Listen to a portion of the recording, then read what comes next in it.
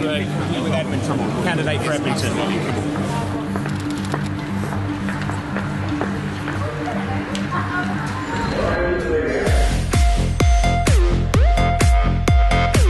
On these streets in London, Mayor Boris Johnson is treated like a star because he is. I guess I took a good selfie.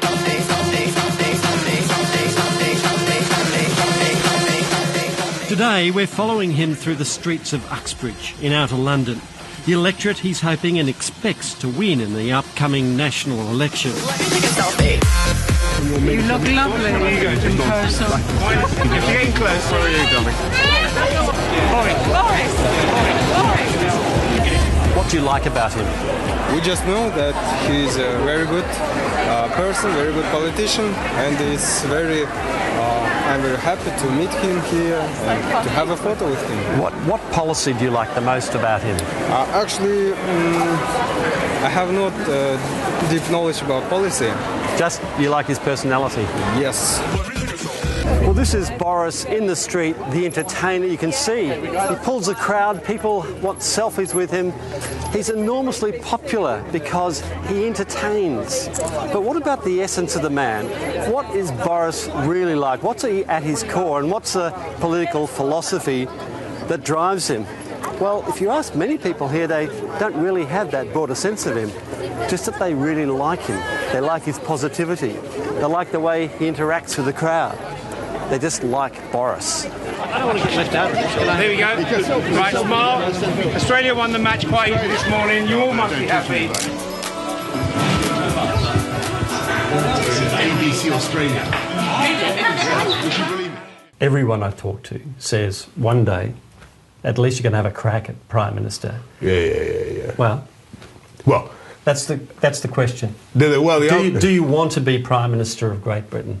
What I want to do is I want to get elected in Uxbridge on May the 7th as part of a winning Conservative team that is led by David Cameron, who amply fills the job of Prime Minister. That's now, but it's some stage in the future. Some stage in the future.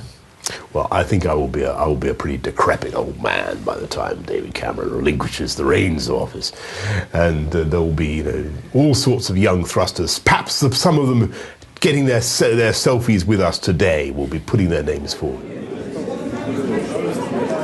Today he's visiting the second most marginal electorate in the country, the seat of Hendon in outer London.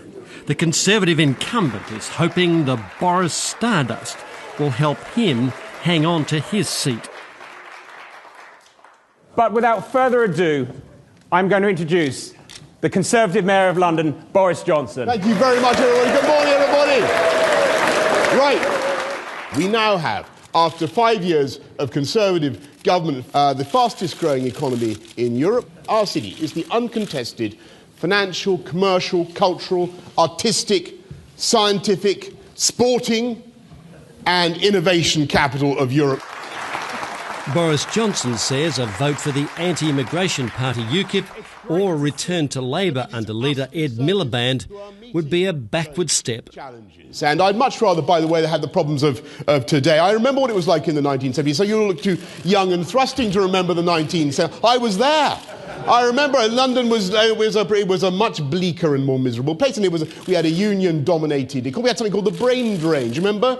And we had hundreds of thousands of people leaving this country. We had such a hopeless economic situation. The population of London actually fell by 2 million. Behind the Boris banter is a serious underlying philosophy. Greed may not be good, but making money, well, go for it. My advice to you is vote Tory and get broadband. Vote UKIP and get Miliband. That's the risk. And I think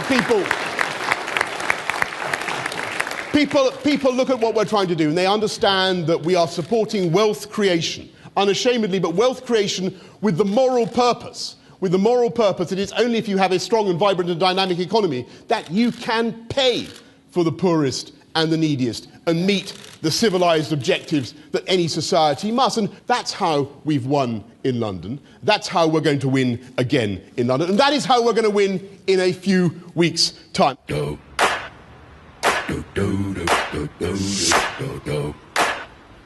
It's London where Boris has made his mark. 8 million and growing. 300 languages and cultures. 40% of those born outside the UK. This shit that ice cold. Michelle fight for that white gold. This one for them hood girls, them good girls, straight masterpieces. Styling, wildin', living it up in the city. Got Chuck's on with Saint Laurent. Gotta kiss myself, I'm so pretty. According to the mayor, it's a formula that can be successfully replicated across the country. Make a dragon wanna retire, man, I'm too hot. Say my name, you know who I am, I'm too hot. And my band about that money, break it down. I think that in London we've been very lucky because things are really going well. The economy is going gangbusters. But I think people have got to understand that that is because, that we have a culture now in London of real enterprise, and the startups are extraordinary. There's a confidence, there's an entrepreneurial spirit now that I think is at the heart of the economy. He's pushing the idea of capitalism with a moral purpose. Prosperity to pay for schools and hospitals and a living wage of £7.85 an hour nationally. Now, you ask what are the guts of my political beliefs. It's about backing wealth creation, backing energy and enterprise as the only way of getting to pay for the poorest and the neediest. And so I'm not a socialist. I'm not a left-winger. Because the emphasis there is treating the private sector as something you milk, something you loot, something you raid. It might seem crazy what I'm about to say. Boris Johnson sells himself as an action man on housing, employment and transport, the trains, buses, and especially his beloved bikes. Perhaps what he's known best for is what I'm riding here. It's one of the bikes in the bike hire scheme, sponsored at vast expense, millions of pounds, by Barclays Bank. But do you think they're known as Barclay bikes? No way. These are known universally as Boris Bikes. The Boris brand rules in this town. It cannot rule further afield. While London's chief cyclist harvests huge credit for the scheme, what else of substance is he peddling to the voters?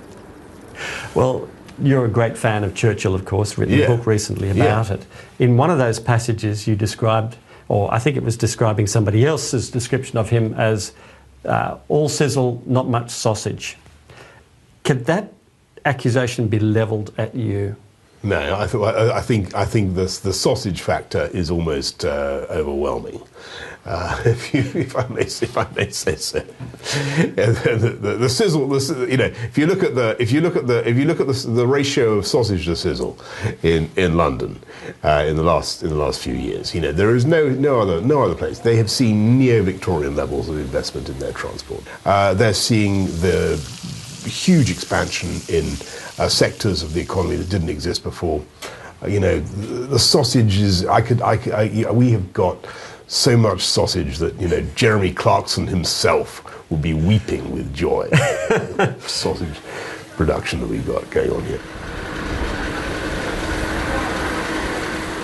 On the national stage, Boris's greatest challenge will be immigration, with almost all parties promising to cut the intake. Last year, net arrivals increased to just under 300,000, the majority from EU nations where free movement is guaranteed by law. It's a key election issue dominating the debate. Boris Johnson has his own solutions in mind. What I would like, and what I campaigned for in the past, is a free travel zone between Britain and Australia, so that you have the same sorts of arrangements and just a recognition of, we're so timid in this country. We wouldn't say boo to a goose. We don't want to frighten anybody. We don't want to offend the European Union. We don't want to offend anybody. We got a historic relationship with Australia. Now, as it happens, I think probably this is not the moment to offer any kind of, change in any immigration policy at all. The whole subject's become so kind of toxic and neuralgic. You probably want to quietly park it for the time being. But that's my feeling. And I think there are many Australians in London who would agree with me. Whether they would be actually delirious with joy in Australia about the idea of loads more POMs coming out to Australia, I don't know. So, you need to work on that.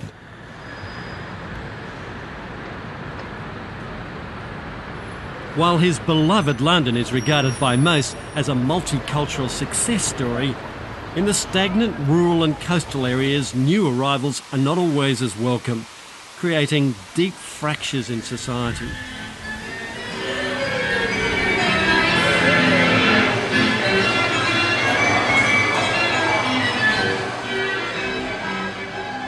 It's seaside towns like Margate that are offering the anti-immigration parties their most passionate support. The once glorious holiday resorts are now beset by high unemployment and low economic activity. Indeed, it's no surprise the head of the UK Independence Party, Nigel Farage, is running in Margate. Supporters see him as a saviour. How you doing? Britain's protector from the European Union regulations and its unregulated hordes. He's here at the UKIP Spring Conference to rally the troops.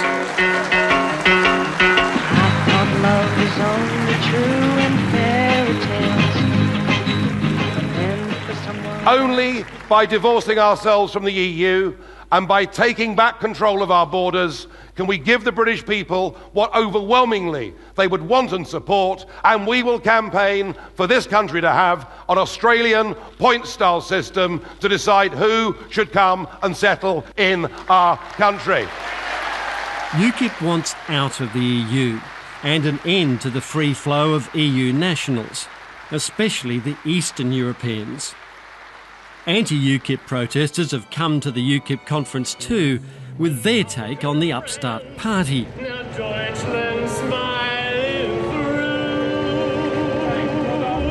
Thank you very much indeed.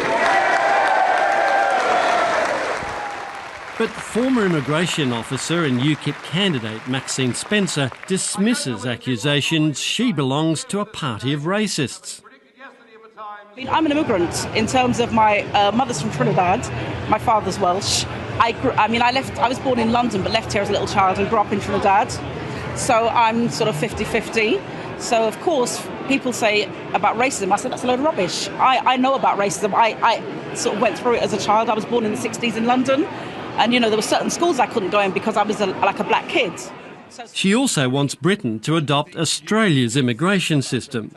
Immigration is a big issue for us, but also I think it's the racist system they've got now.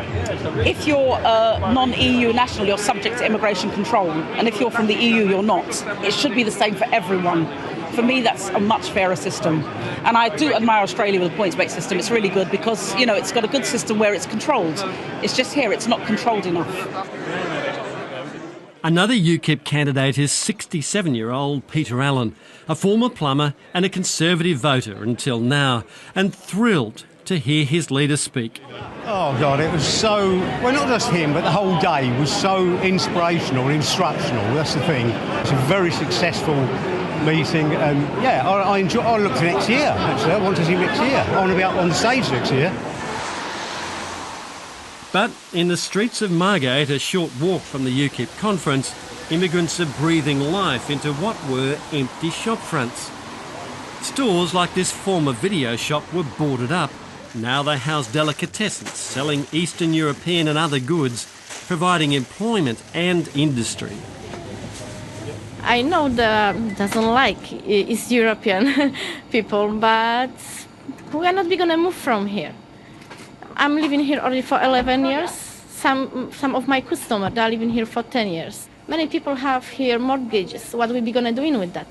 It's not fair. Kazimira Derin came from Poland looking for a better life. She says many immigrants have children in the local schools and mortgages. If, for example, now we are going back to our countries, who will be going to work in here? We're helping regenerate it here in Margate and Cliftonville, especially the Cliftonville, because it's an amazing place here. And I hope so nobody will be going to send us back to our countries. It's hot dog. Just hot dog, yeah, that's $3.50. Thank you. UKIP is unlikely to win more than half a dozen seats in the House of Commons, but the Conservatives are neck and neck with Ed Miliband's Labour Party. Boris Johnson is well aware that if too many voters desert his party for UKIP, that will allow Labour to win more seats. For Boris Johnson, the best defence against UKIP is to simply pretend it doesn't exist. I think the trick with UKIP is, as with all your people who try to imitate you, just ignore them. You remember John Travolta and Nicolas Cage in Face Off. Do you remember? You see that film where I think one of them, Nick Cage, freaks out because John Travolta steals his identity. Don't freak out. We're the Conservative Party. We're the only party that's going to offer a referendum on Europe. We're the only party that can conceivably form a government. And forget about Nigel Farage. Why give them, these other people, don't give them the oxygen. Don't give them the oxygen. Don't freak out. As head of the UK Independence Party, Nigel Farage not only enjoys upsetting the political status quo, he's actually made a career out of it, cultivating the image of the political outsider, mad as hell and not taking it anymore. It's always a bit of a scrum wherever Nigel Farage turns up. You can see the media throng around him now. People call him a xenophobe, a racist. He says he represents what Britons really want. The reality is he is attracting enough votes to worry the major parties, and that's why they are taking him seriously. Nigel, just one for Australia. One for Australia, Nigel. Hello, how you doing? What do you like Well done in the cricket. What do you like about the Australian Well done in the cricket. Well done with the point system. Well done with making your own law. Well done with being a self-confident nation. Congratulations. And what do I like about it? You can choose. You can choose. You can choose how many people come to your country, and you set some very, very stiff markers in terms of qualifications, in terms of bringing health insurance and all of those things. That's exactly what we want for this country. Boris Johnson says the best way to deal with you and your party is ignore you both. He can try if he wants to, but there's a lot of people out there who aren't ignoring us and who intend to vote for us. Thank you. Let's go.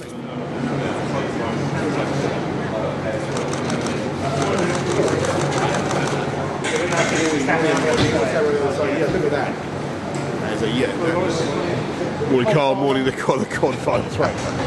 Back in London, it's a meeting of the very big fish, although one is witness to the other's final indignity.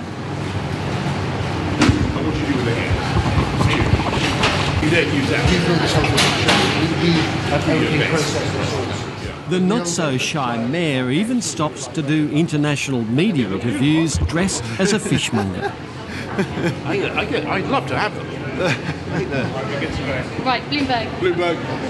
Come on. My grandmother used to wear something like this sometimes. I have to wear this to protect the fish from anything mites or so forth might crawl out of my head. Boris Johnson's fish factory foray is aimed at encouraging apprenticeships and perhaps his own election chances. But he also has a message for London's apprentices learning the deadly arts of violent jihad. All these kids, most of them are they petty criminals, lots of them, people whose lives could be turned around at various stages in the chain. It's tragic in some ways that they haven't been. It doesn't mean I blame society, so to speak. I blame the parents. I'm afraid I blame I blame people who the individuals themselves who must take responsibility and must be held accountable for what they've done. But yes, if you can get people into work, then that will make a huge difference. And it's a major concern for the mayor that many young jihadis, both men and women, come from his London.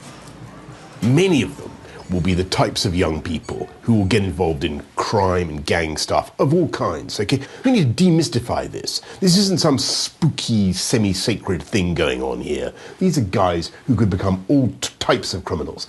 They need a very tough law and order solution. You need a lot of police work on this. You need to crack down on them very hard, but you also need to make sure that they get employment, they get jobs. And, London is a great producer of employment. I want to see these kids feeling motivated, feeling included. included, feeling that society has something for them. And, you know, what would be great would be for us all to work very hard. So the Muslim community, everybody working together to say, this is nothing to do with Islam. Islam totally rejects this whole jihadi nonsense. It's a mania. It's an ideological perversion. Scrap it.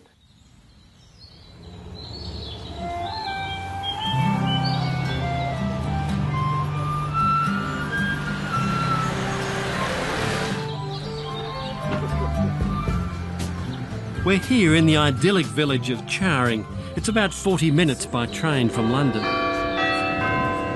It's the Conservative stronghold that Peter Allen wants to win for the UKIP party, both in the national and local elections.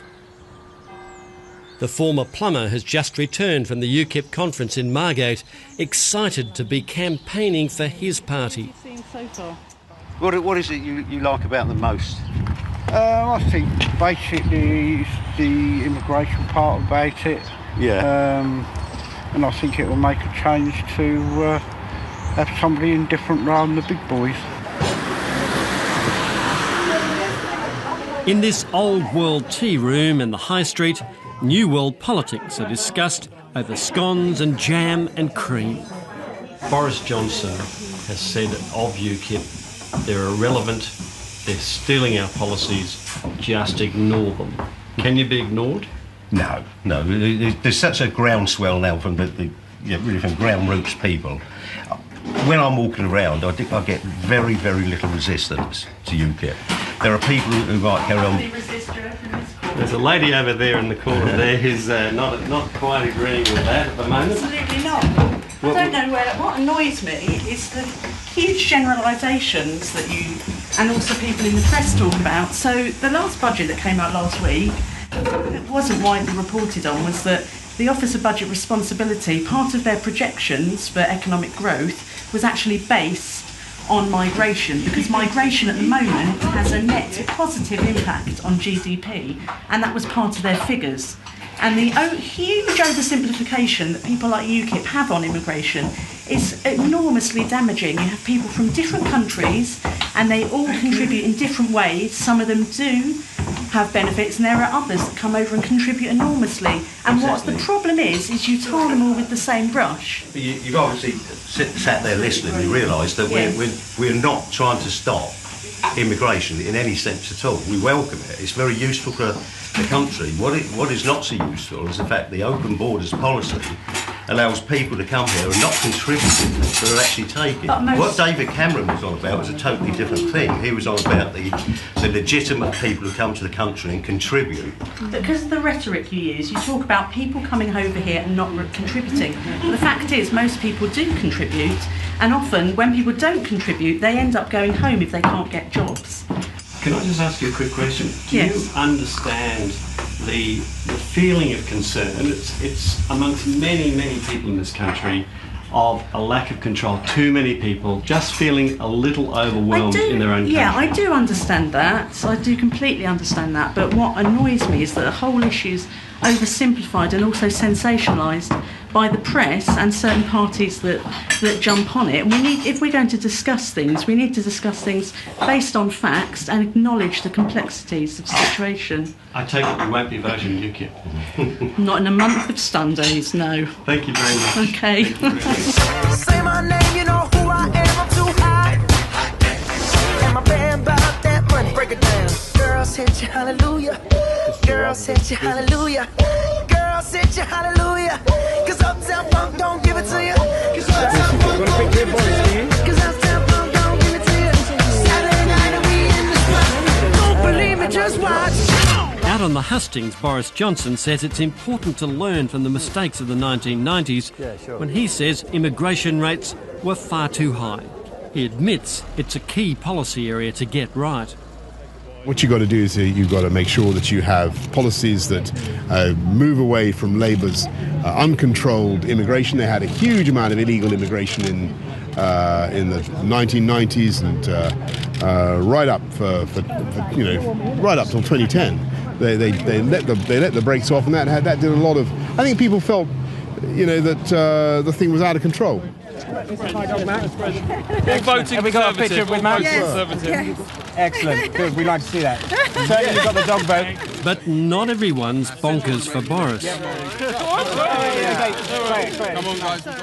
I do think there's an element of the kind of bumbling, slightly gauche, over the top that's kind of pretty. It's an act, okay? I think that often people say that, you know, what you see with Boris Johnson is what you get. I think there is such a thing as fake authenticity, and I think he's kind of got that. Alistair Campbell was an advisor to then Prime Minister Tony Blair and has a long-standing disdain for the golden-haired mayor. He definitely thinks he can go all the way to Downing Street, and he's you know, he's a man with a plan. I think it would be pretty bad for Britain if that happened. I think the idea that we, as a country, would elect somebody because they're funny, because they, you know, make mistakes and sort of bluster their way through it, I think that could be quite dangerous, and I think it'd be very, very bad for Britain's reputation. I said, uptown, funk you up. Uptown, funk you up. Uptown, funk you up. Uptown, funk you up. But despite some misgivings, Britain's conversation with this most ambitious of men may have just begun in earnest. The challenges of a nation may one day fall to him. Immigration, the economy, Britain's place in the world. Some see him as a joke, but he may well have the last laugh. I like his enterprise, I like his intellect, I like his get up and go attitude, I like the way he doesn't... I will, yeah. Well, he's happy, he's prepared to knock down an icon, you know, his spirit. And I think underneath some of the inevitable clowning that he does, he's a very, very clever, very astute man. That's what I like about him. Future Prime Minister? In time, but not yet.